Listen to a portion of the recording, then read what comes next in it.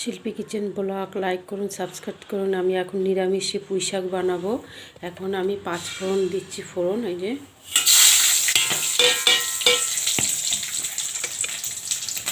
সবজিটা দিয়ে দিচ্ছি।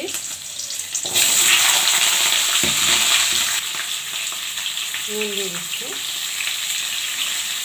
হলুদ দিয়ে দেবো,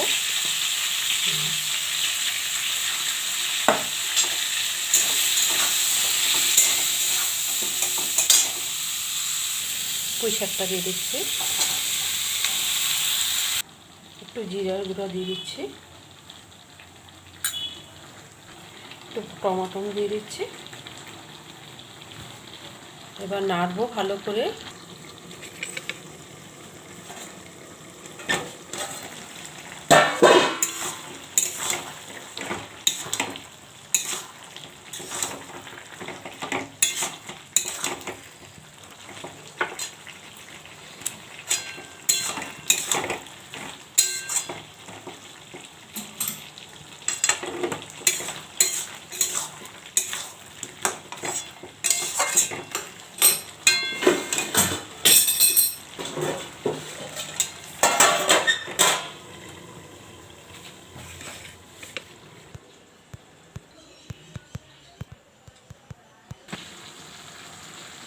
মির্চি হয়ে গেছে।